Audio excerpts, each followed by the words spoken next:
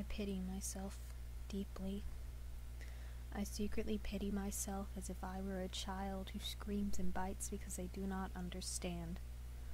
I treat myself with great scorn and hold my own soul pinched delicately between two fingertips as if it were some offending substance which reeked.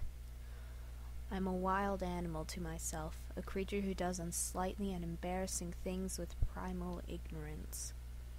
I forgive myself sometimes for acting out of sheer stupidity, but usually I scold myself and sit myself in the corner, repeating that if I cannot behave myself in public, then I simply shall not be allowed outside at all. For how could I do such things? How could I embarrass my dear mother and father to such a detestable extent? How could I be such a daughter? No average person endures these things. No average person must even think of such things.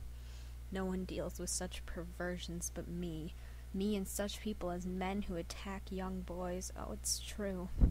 I am the same sort of person as them. I am a person who refuses to be quiet and speaks ignorance as if possessed.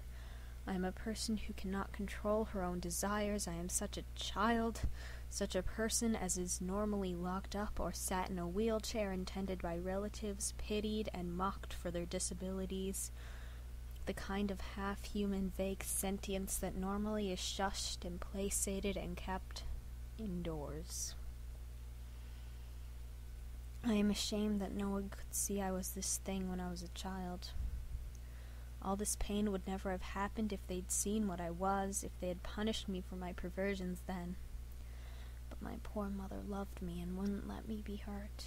She had loved me.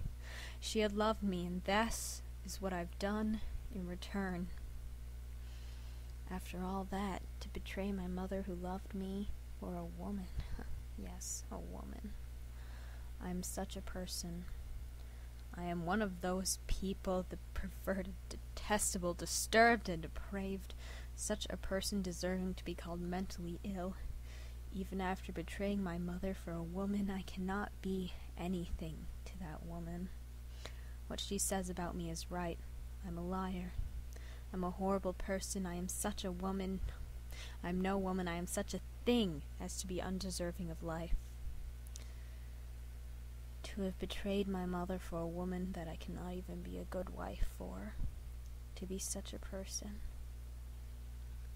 All I wanted was to be wed, to wear the dress and the veil, to spend my years with one other person, to be in love.